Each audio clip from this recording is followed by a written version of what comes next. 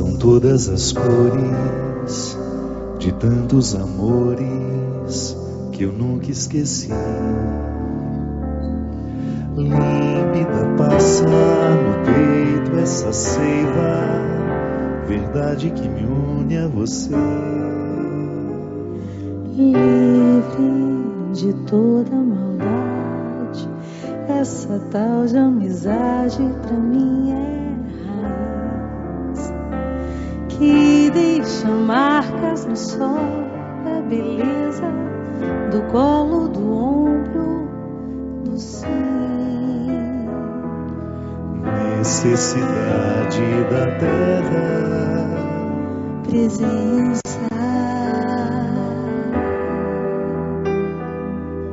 essencial para a vida, a sua maneira de ser para mim já poda o que há de ruim. A minha vontade é de ser pra você, feito sombras, descanso sem fim. E se algum dia esquecer de mim, só se lembre que eu tenho raiz. Só se lembre que estou por aqui.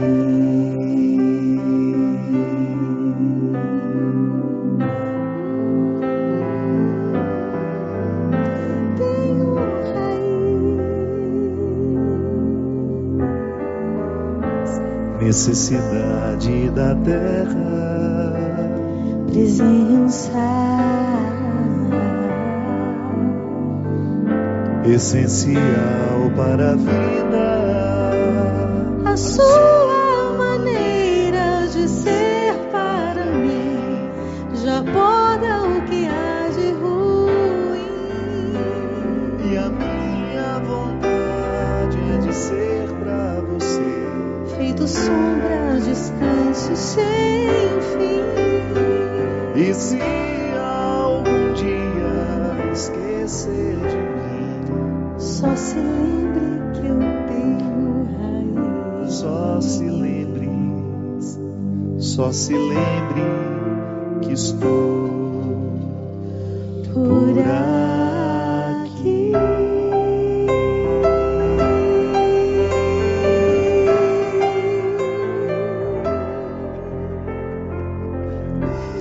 Muito boa noite, olha que programa especial, maravilhoso, hoje começando. É sempre bom a gente ter um por aqui, né? Eu tenho uma amiga minha, Ziza, que lá em Formiga, chama Marina. Ela me marcou muito a minha vida, marcou muito a minha vida, com uma frase muito simples que ela dizia. Sempre que eu ia a Formiga, na casa da minha mãe não tinha garagem, então eu deixava meu carro guardado lá. Então era sempre o lugar onde eu chegava e onde eu saía, né? E aí ela sempre tinha uma frase que ela me dizia no portão. Ela dizia assim: vai com Deus, viu? Precisando, estou aqui. E sempre assim, ela despedia de mim no telefone assim: estou aqui.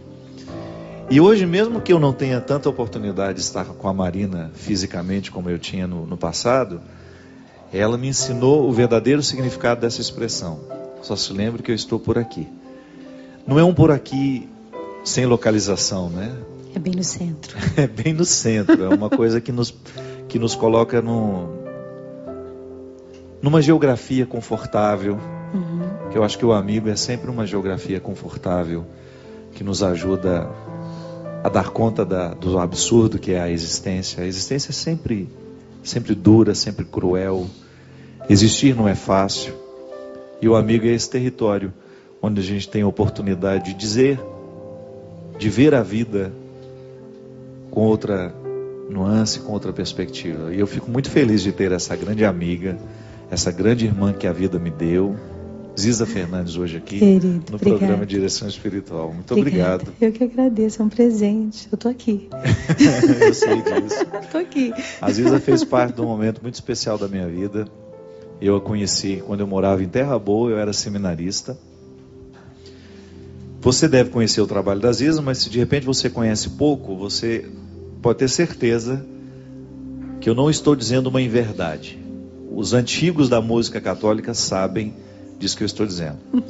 Aziza é um antigo, Eugênio, Ricardo, essa galera que já está ultrapassando o Cabo da Boa Esperança. Oh, meu Deus. O povo lá do Rio, que tem muitas bandas Sim. do Rio de Janeiro que te viram crescer também.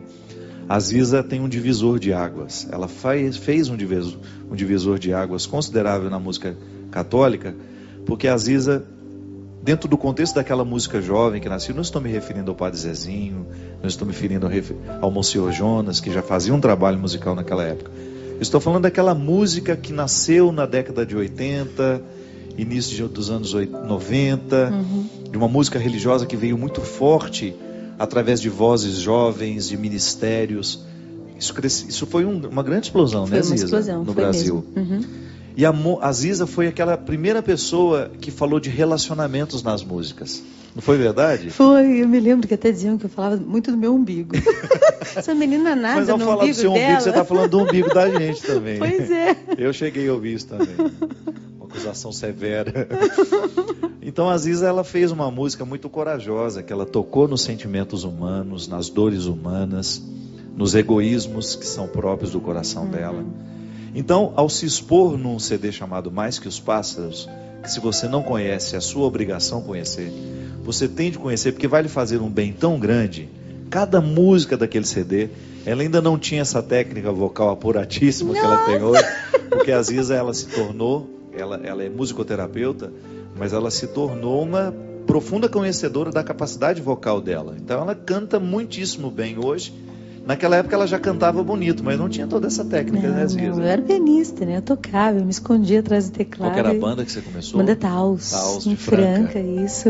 Foi Tinha lá. Lolita nos ralés, né? Isso. E acho que foi devagarinho, acompanhando o Eugênio também no Mensagem Brasil, que ainda era Mensagem 2000, Mensagem né? 2000 na época. E cantei, gravei o primeiro disco sem ninguém saber que eu cantava, porque eu não abria a boca. Então, eu me lembro quando eu mostrei o primeiro cassete, né, do CD pro Eu tive o seu, Eugênio. foi o cassete. Pois é, o Eugênio não acreditava. Menino, conta essa história direito, não é você cantando aqui não. Eu juro que sou eu. Foi. Aí depois acho que o tempo de estudo também, a necessidade da vida mesmo foi estudar a música, estudar o canto.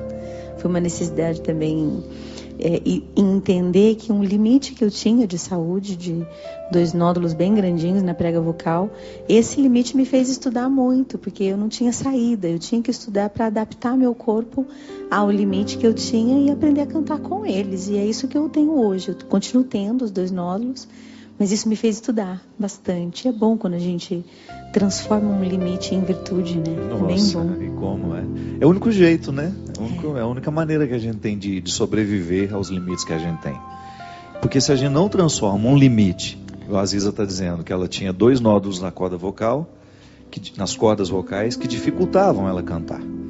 Então ela precisou descobrir uma maneira de administrar aqueles nódulos para que eles pudessem trabalhar a favor dela. Sim. Foi aí que você descobriu o falsete, né? É. Na verdade, O que é o falsete? Uma região falsa da voz. Quando a Aziza está falando, ela fala assim. Mas ela pode cantar lá em cima. Flávio Venturini faz muito isso, né? O grande mineiro Flávio Venturini. Ele conversando, você não acredita. Na hora que ele canta, aquela voz lá, aguda. Os falsetes maravilhosos do Milton Nascimento. O que é o falsete na voz, Isa? Olha, uma fuga?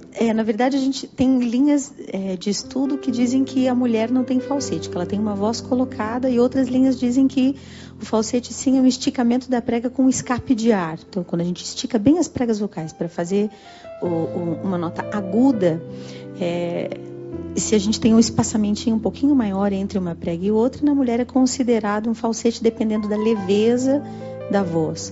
Já no homem é um sistema de defesa. Quando agudiza demais, é como se só uma parte da prega, ele só utilizasse uma partezinha. Isso eu estou dizendo bem limitadamente, né? Para que o escape de ar aconteça nesse esticamento máximo sem que ele se prejudique, sem que ele se danifique, né? Então na verdade é uma voz falseteada porque ela não é inteiriça, não é a prega vocal inteiriça que está envolvida na produção do som. Então, Ziza, aqui no programa de Direção Espiritual, sempre que a gente tem a oportunidade de trazer uma pessoa que nos ensina ou que nos oferece um conhecimento, que tem uma ponte com a vida espiritual, a gente acha isso muito positivo.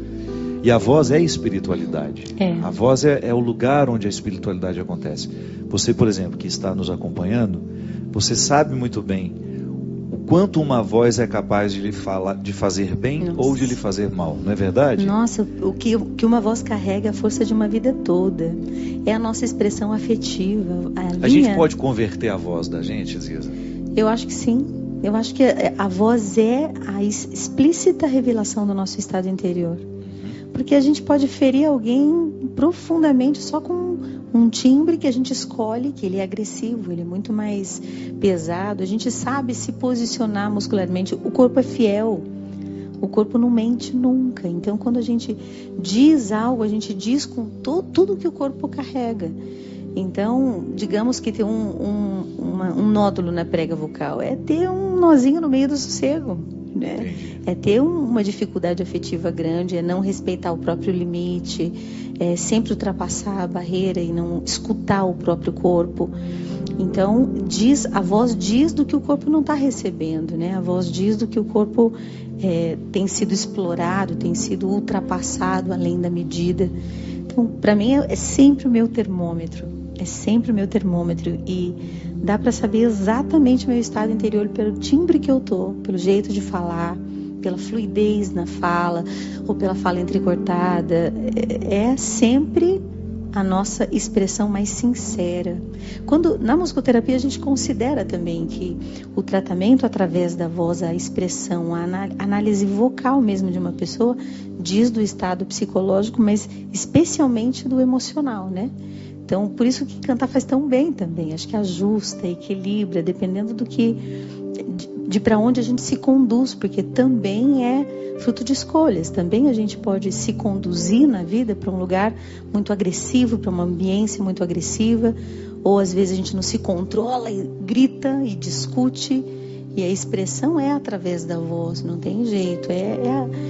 Realmente é o espelho da alma, né? Você se recorda que uma vez, quando nós estávamos com o padre Joãozinho, João Pessoa, que a gente fazia aquela turnê uns 10 anos atrás? Canta Coração? Que nós fomos a um convento, um mosteiro. Sim. Eu me lembro que o que mais me impressionou naquelas freiras não era a docilidade com que falavam, era o tempo das palavras.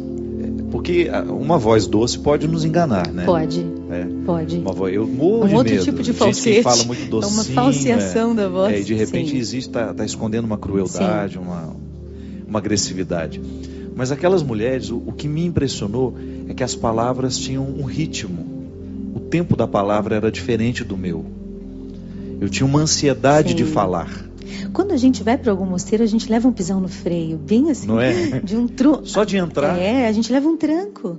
Pai Nosso. E a gente já está, Pai Nosso que estás no céu. Já estou lá no final. E eles estão, Pai Nosso que estás no céu. Aí eu penso, que pai mesmo? Como é que é?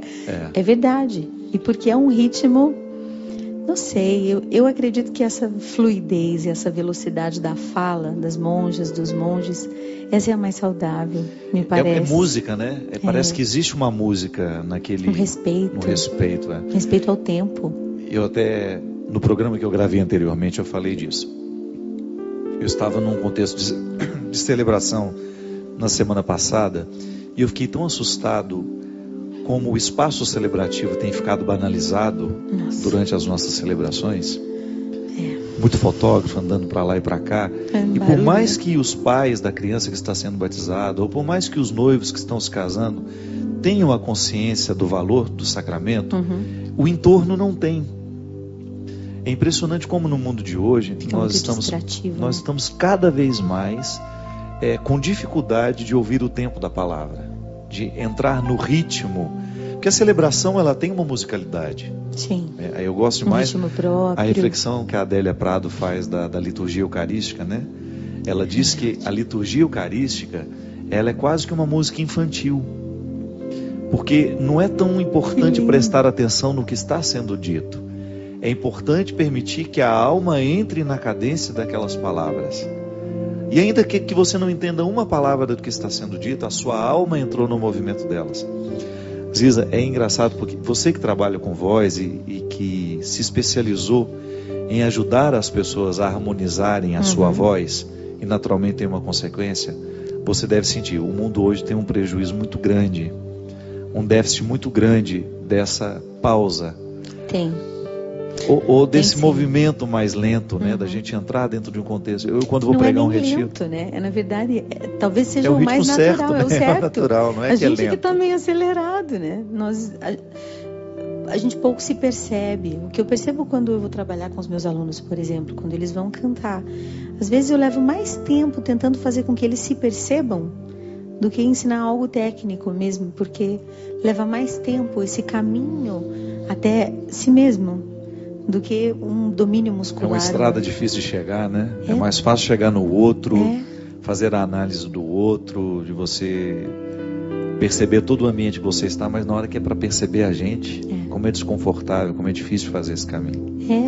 O que eu sinto é que dá medo, parece. Mas não tem jeito. Quando fala, canta, dá para ver tudo. Pois né? é isso que eu ia te falar. Por que algumas pessoas, quando falam e cantam, se são gravadas, não gostam de ouvir depois? Eu acho que é uma experiência de ver-se, assim, uma experiência de realidade. Porque ver-se, ouvir-se, lógico que o filtro da audição é muito diferente. Eu falo e você me ouve com outro tipo de filtro. Você me ouve com a concepção que você tem sobre mim, com o teu amor por mim. E às vezes o teu amor por mim é muito mais... Né? Eu te amparo da maneira E às como vezes tem mais amor. Tem muito mais amor do que de mim para mim mesma. E aí tem as culpas, tem as cobranças, tem as insatisfações, né? Eu vejo às vezes alunos com vozes lindíssimas e não chegam até o final de uma música sem reclamar de si mesmo, porque acho que precisa passar por uma pacificação, uma aceitação de si. Eu, por causa do meu nódulo, eu tenho um quezinho de rouco, né?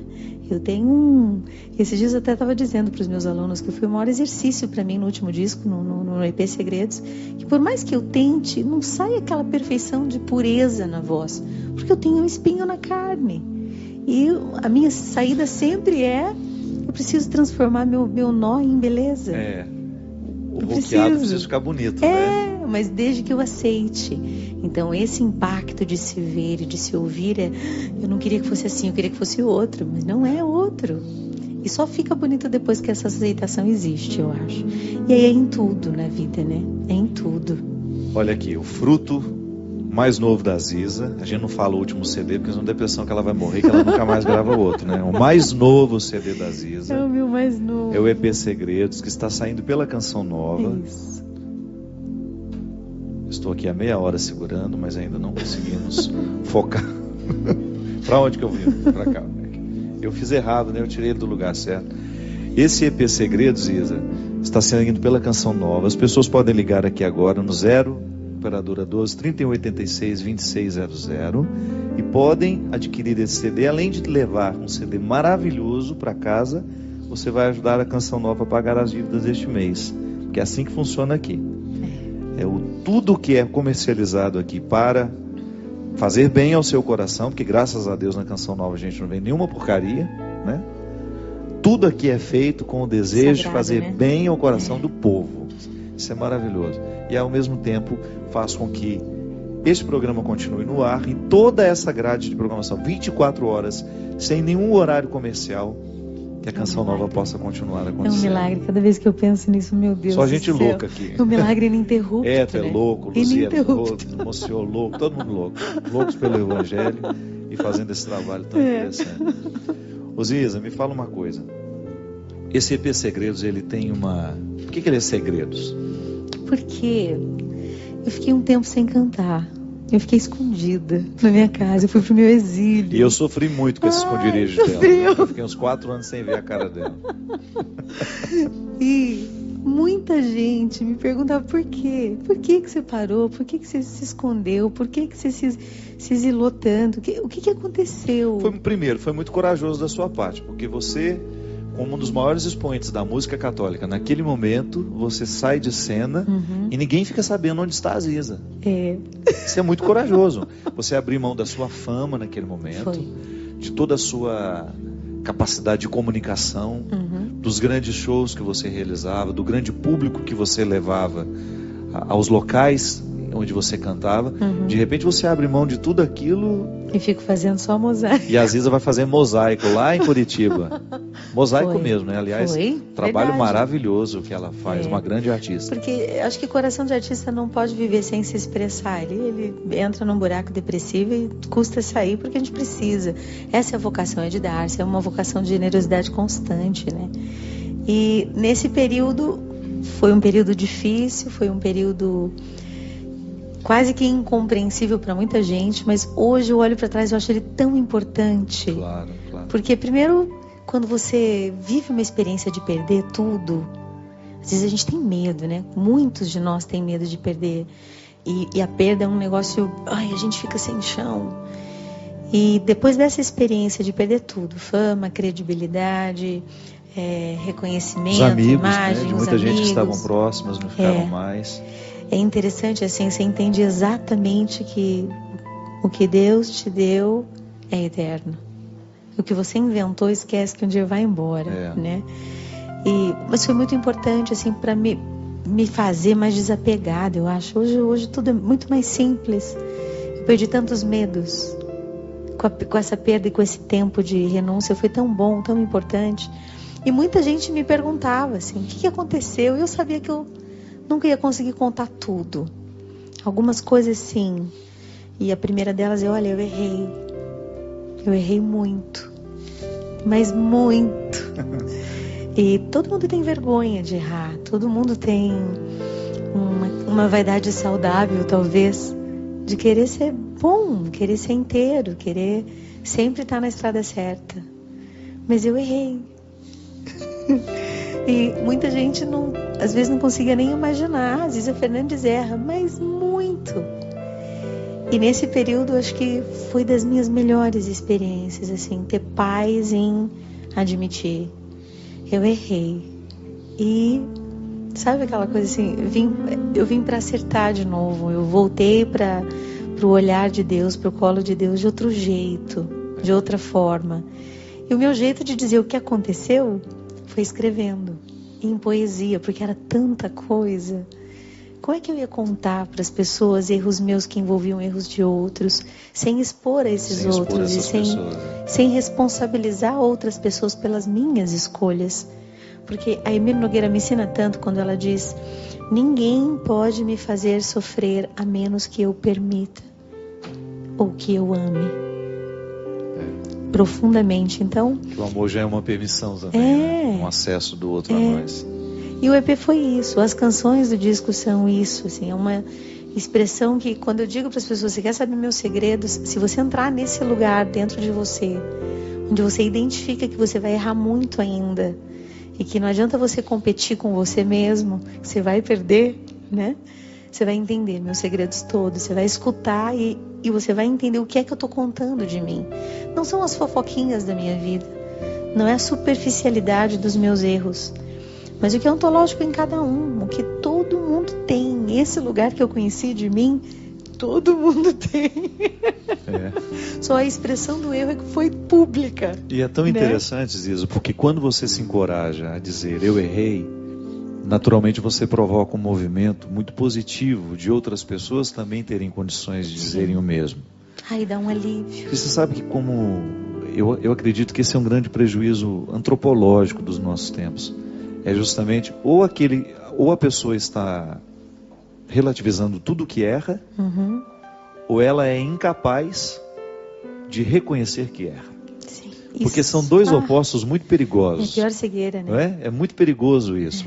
Você se achar a pior pessoa do mundo, ou você fingir que é a melhor e que não há erros ali naquela construção. O tombo é o mesmo, né? O tombo é o mesmo e o prejuízo é o mesmo. Porque eu sempre digo isso, porque quando eu me privo, e até me emociona você dizer isso, eu errei. Porque eu sei o tanto que foi pesado para você caminhar até aqui e ter condições de dizer isso. O prejuízo é imenso quando eu me recuso a dizer essa frase.